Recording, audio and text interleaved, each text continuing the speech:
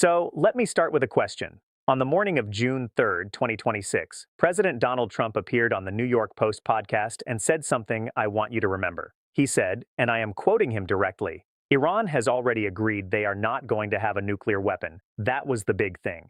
And then he went further. He said, Iran has no navy, they have no air force, they have very few soldiers, they have no leadership, their economy is crashing, they have 250% inflation.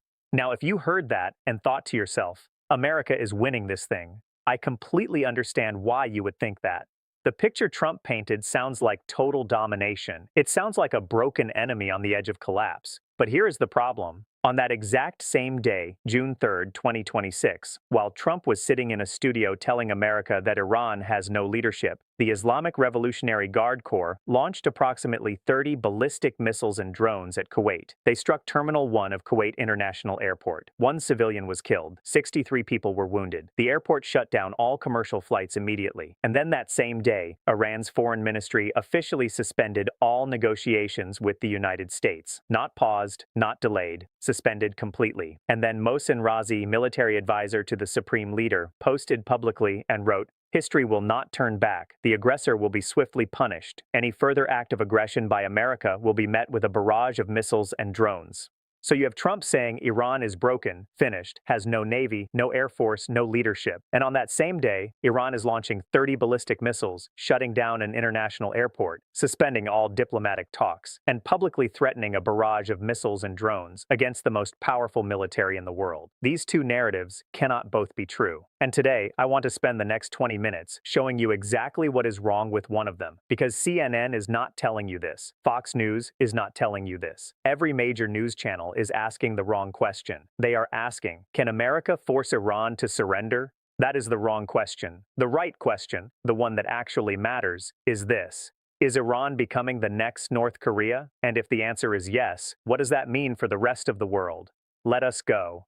The first thing I need to do is introduce you to a framework. I call it the North Korea model. And this is the lens through which you need to understand everything that is happening right now in real time. Let me ask you a very simple question. Why has the United States never attacked North Korea? Think about this carefully. North Korea is significantly poorer than Iran. It is geographically smaller. It has no meaningful oil reserves. It controls no critical maritime choke point. And if you look at pure conventional military power, the United States could theoretically destroy North Korea's entire military capacity within 72 hours. The capability exists, the technology exists, the firepower exists, but the United States has never done it, and it never will. Why? Because North Korea did exactly 4 specific things that made the cost of any military action completely and utterly unacceptable. North Korea engineered a situation where the potential gains of attacking them were vastly outweighed by the potential consequences. That is the North Korea model. You do not have to be stronger than America. You just have to make attacking you not worth it. You raise the cost of intervention so high that even a superpower looks at the situation and says, not today, not ever. And what I'm going to show you now is that Iran, right now, in real time, as of June 3rd, 2026, is methodically working through each of those 4 conditions step by step with remarkable strategic discipline. This is not an accident. This is not desperation. This is a long-term plan that has been in motion for years. And the fact that no major news channel is framing it this way is honestly one of the most important analytical failures I have seen in a very long time. Let us go through the 4 conditions one by one. Condition number 1, real nuclear deterrence, not nuclear hedging, real deterrence. I need you to understand the difference between these two things because it is absolutely crucial to everything that follows. Before this war started, Iran was enriching uranium to 60%. Now, 60% enrichment is technically sufficient to build a weapon, but Iran had not built one. They were at the threshold but had not crossed it. Nuclear scientists call this nuclear hedging. You keep the option open, but you do not commit. You stand right outside the door, but you do not step through. And here is the thing. That is exactly why the United States and Israel attacked Iran. They understood that if Iran crossed that threshold, if they actually built and tested a nuclear device, the game was over. No more military options. No more pressure campaigns. The window would close permanently. So the entire bombing campaign on Natanz, Fordow, and Isfahan was designed specifically to destroy the program before Iran could complete it. But here is the paradox, and I want you to sit with this, because it is one of the most important ironies of modern geopolitics. By attacking Iran Iran before they had nuclear weapons, the United States and Israel have now given Iran the most powerful argument in the world for why they must have nuclear weapons. Think about what Iran watched happen to other countries. Libya. Gaddafi gave up his nuclear program in 2003. He was killed in 2011 when the West decided to support regime change. Iraq had no nuclear weapons, so America invaded and destroyed the government entirely. And now Iran itself was attacked by the United States and Israel, even while nuclear negotiations were still actively ongoing. What conclusion does any rational government draw from that pattern? The conclusion is this: the only thing that protects you from American military intervention is a nuclear weapon. Full stop. Not diplomacy, not negotiations, not international law, a nuclear weapon. And this is not speculation.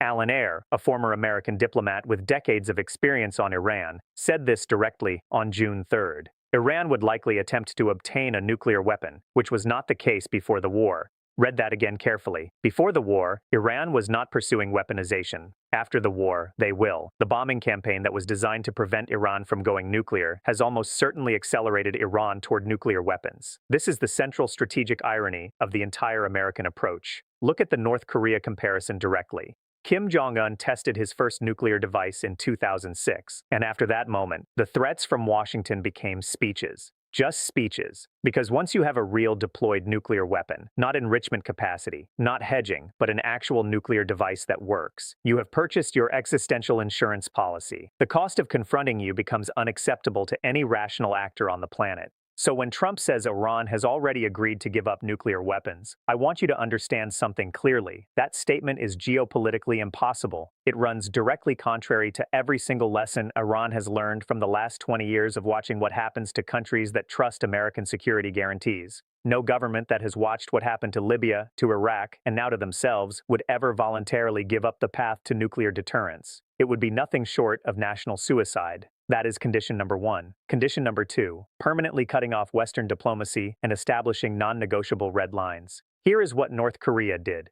From 2019 onwards, they stopped all meaningful negotiations with Washington. They did not ask for better terms. They did not pause to reconsider. They stopped entirely. And then they went further. They amended their constitution to remove the goal of peaceful reunification with South Korea, formally designating South Korea as a permanent enemy state. This was not a negotiating tactic. This was a strategic commitment that said to the world, we want nothing from you, which means you have nothing to threaten us with. You cannot dangle a carrot in front of someone who has decided they do not want your carrot. Now look at what Iran did on June 3, 2026. The Iranian Foreign Ministry officially suspended all negotiations with the United States. The language was completely unambiguous. There will be no further dialogue until Israel permanently ceases all military operations in Gaza and Lebanon. Why is that condition so strategically significant? Because it is a condition the United States cannot satisfy without fracturing its most important regional alliance. Iran knows this perfectly well. This is not a negotiating position designed to reach a compromise. This is a red line designed specifically to be uncrossable. It is a door Iran has deliberately welded shut. And listen to how the deputy speaker of the Iranian parliament framed this on that same day. He said, "We will negotiate if necessary, but we do not trust any promises from the Americans. They committed crimes against us in the most brutal way possible." That is not the language of a side looking for a deal. That is the language of a side that has decided it is fighting alone, on its own terms, by its own rules. That is exactly the posture North Korea has maintained for years. When you make it known that you have nothing to gain from negotiation, you remove the other side's leverage entirely. Iran is engineering the same negotiating vacuum that North Korea has operated in successfully for over a decade, and it works. Condition number 3, deep integration into the Russia-China-Eurasian economic axis. Here, I want to connect this to a much larger picture because what Iran is doing is not just about its own survival. It is participating in a historically significant project, the slow but systematic dismantling of the petrodollar system that the entire architecture of American global power is built upon. Let me explain exactly what that means. The petrodollar system was born in 1973 and 1974 when the United States made an agreement with Saudi Arabia that all global oil would be priced and sold exclusively in US dollars. This was a stroke of financial genius. It meant that any country on Earth that wanted to buy oil had to acquire American dollars first. This created an enormous and permanent artificial demand for American currency. And that demand allowed the United States to print money run massive deficits, and impose crippling financial sanctions on any country that dared to challenge American interests. But here's what I want you to understand. Iran, together with Russia and China, is systematically dismantling this system. Not all at once, piece by piece, day by day, transaction by transaction. China is currently importing 31% of Iran's total oil exports. Not in dollars, in Chinese yuan. Every single barrel of oil that China buys from Iran in yuan is a barrel of oil that does not require American dollars. That is one transaction that bypasses the American financial system entirely and makes the sanctions functionally meaningless. Iran's domestic cryptocurrency exchange was processing over 50% of Iran's digital capital flows in 2025. Hundreds of millions of dollars in stablecoins that the Iranian central bank used to stabilize its currency and fund operations. When the United States tried to shut it down, Iran adapted and rerouted because the fundamental design of cryptocurrency makes it extraordinarily difficult to block permanently. And on the macro level, the BRICS Plus bloc, which now formally includes Iran, controls over 40% of global oil production. These countries are building parallel payment systems right now. China's CIPS platform is designed specifically to replace SWIFT. The mBridge digital currency project processes real-time foreign exchange settlements between member countries without touching the dollar system at all. Every piece of this infrastructure is another brick in the wall being built around the dollar's global dominance.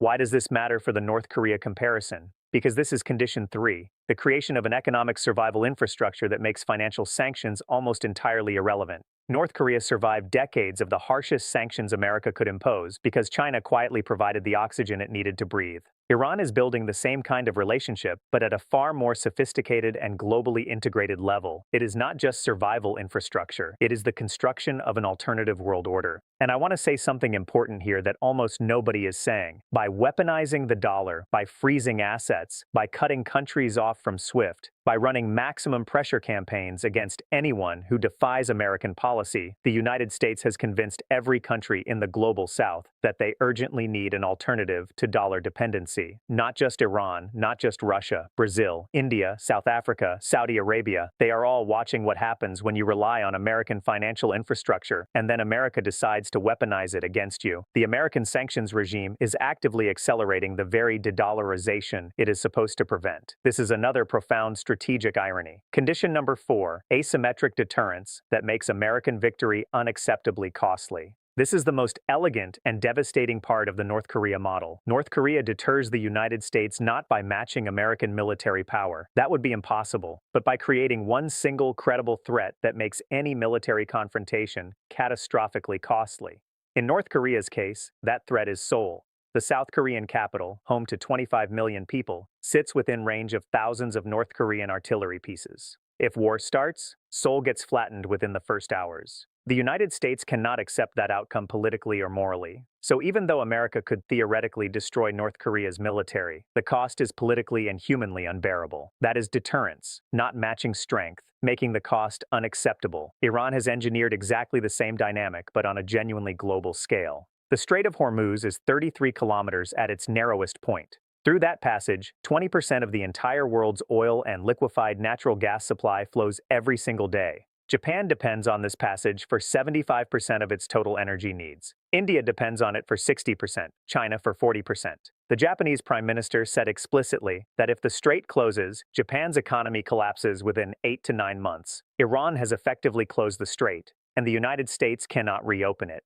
Now look at the military economics of what is happening. Iran is deploying Shahed drones. Each one costs at most $50,000 to produce. With these cheap drones, Iran has successfully attacked Patriot air defense systems and AN/TPY-2 radars, systems that cost billions of dollars to build, deploy, and maintain. And to intercept each $50,000 drone, the United States is firing Patriot missiles that cost $1 million each. Sometimes 2 or 3 missiles per drone because these systems miss. So America is spending $2 to $3 million to destroy a $50,000 threat. And as of June 3, 2026, the United States has consumed approximately 50% of its entire domestic Patriot missile interceptor stockpile. I want you to hold that number. 50% gone. For a war that Trump says Iran is losing badly because they have no navy and no air force. You see what is actually happening? Iran has figured out exactly what North Korea figured out decades ago. You do not fight the expensive way. You fight the cheap way in the places that hurt the most. Iran cannot match American aircraft carriers. Iran does not need to match them. Iran can make it extraordinarily and unsustainably expensive for any vessel to pass through the most strategically critical maritime choke point on the entire planet. The IRGC made this completely explicit on June 3rd. They stated that the only safe passage through the Strait of Hormuz is the one they designate. Any vessel that does not comply will be targeted. That is not a negotiating threat. That is a new operational reality. And that reality is Iran's direct equivalent of North Korean artillery, pointed permanently at Seoul.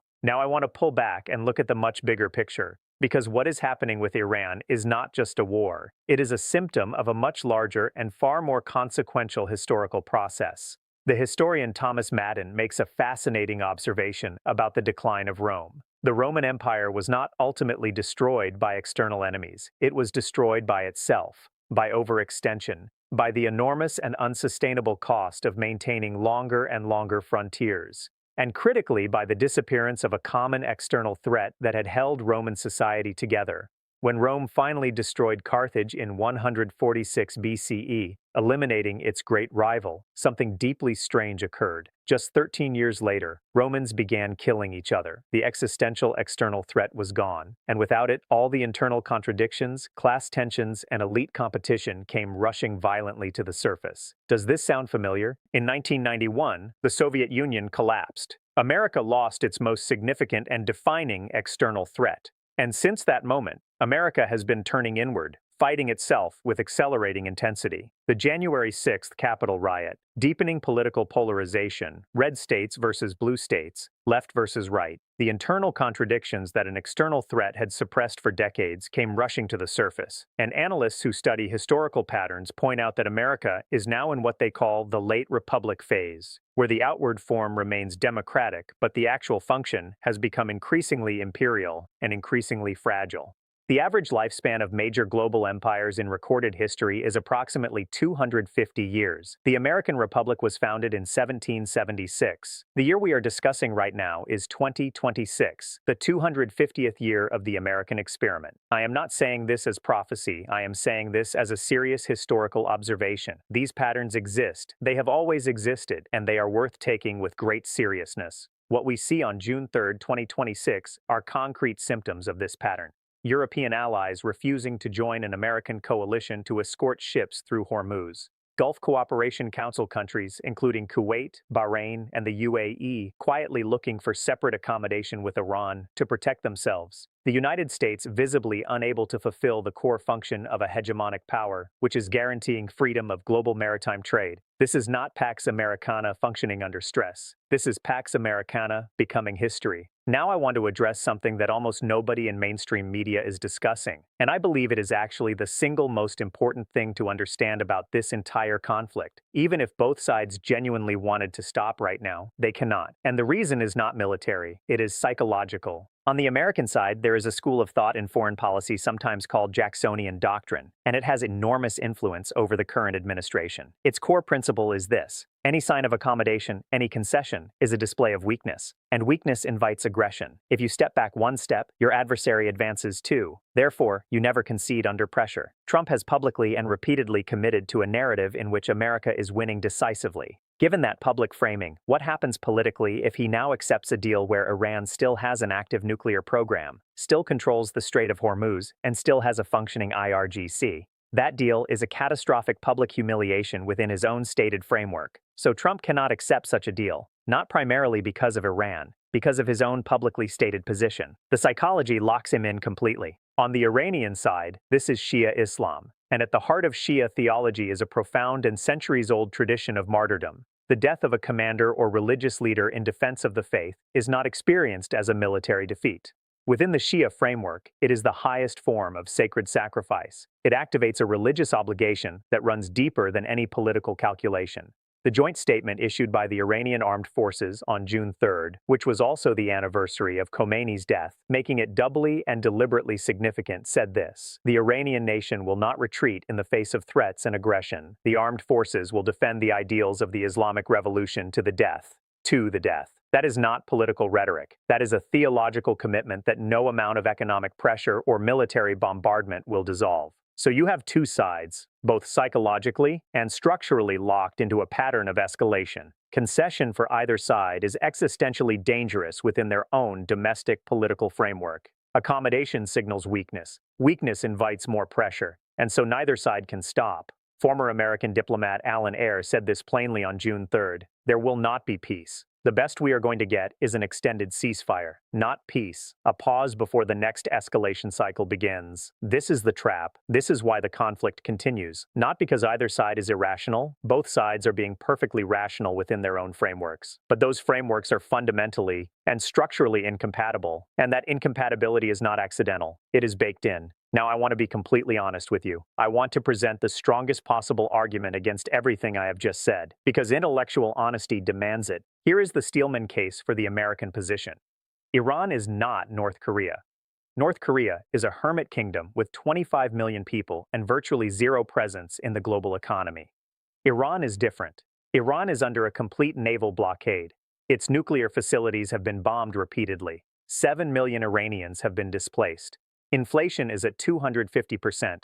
No state can sustain that level of punishment indefinitely, and America has overwhelming conventional military superiority. Given enough time and sustained pressure, Iran will have no choice but to negotiate from a position of profound weakness. Economic collapse historically precedes political collapse. This is a genuinely strong argument. It has real historical precedent. I will not dismiss it. But here is what that argument cannot explain. No government in recorded history has voluntarily surrendered power while under active external military attack. External pressure does not collapse regimes. It unifies populations around them. Historically, this pattern is almost without exception. The Iranian state is not fracturing under pressure. It is adapting. The IRGC controls the entire resource allocation chain. Even with 7 million displaced, the government has managed distribution systems well enough to prevent the kind of mass deprivation that historically precedes revolution.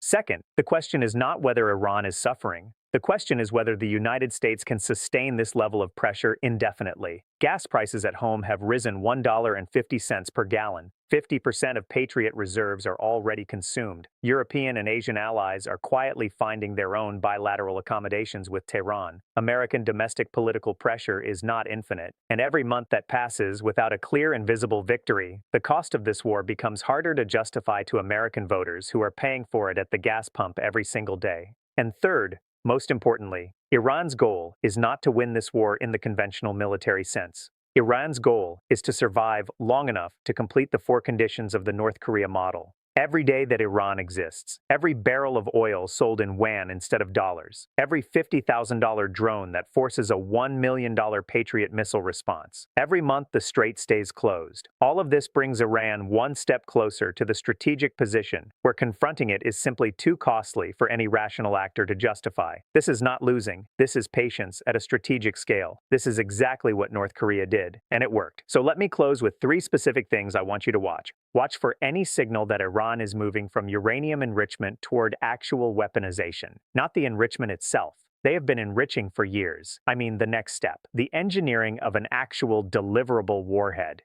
This is the point of no return. The moment Iran tests a nuclear device the way North Korea did in 2006, the entire geopolitical calculation changes permanently overnight. Watch the IAEA quarterly reports carefully. Watch for any change in Iranian government language around nuclear policy. The window to prevent this may already be closing. Watch whether any Gulf Cooperation Council country, particularly Saudi Arabia or the UAE, breaks ranks and signs a separate accommodation agreement with Iran. When a country concludes that the American security umbrella can no longer protect it, it will act in its own interest. It always has. If you see Saudi Arabia quietly negotiating bilateral arrangements with Tehran, that is the moment you can formally declare that American hegemony in the Middle East has ended. Not weakened, ended. And watch whether China formally proposes a Gulf security architecture that excludes the United States. China brokered the Saudi-Iran Normalization Agreement in 2022, a diplomatic achievement Washington could not have managed. If Beijing now steps into the security vacuum created by American retreat and proposes a regional framework that includes Iran and the Gulf states, but deliberately excludes America, that is the moment the transition to a genuinely multipolar world order becomes structurally irreversible. Let me close with one question,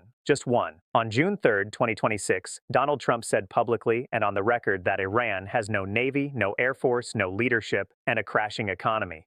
Technically, on the narrow metrics of raw military comparison, Trump is not wrong. The United States military is vastly more powerful than Iran's. That is simply a fact, but now consider this. North Korea also has no meaningful navy compared to America, no air force that could compete, a broken economy by almost any serious measure, and yet the United States has not attacked North Korea, has not come close to attacking North Korea, because the cost is unacceptable. If Iran is truly as broken as Trump says, why as of today has the United States not won? Think about that carefully, because the gap between what is being said and what is actually happening, that gap is where the real story lives.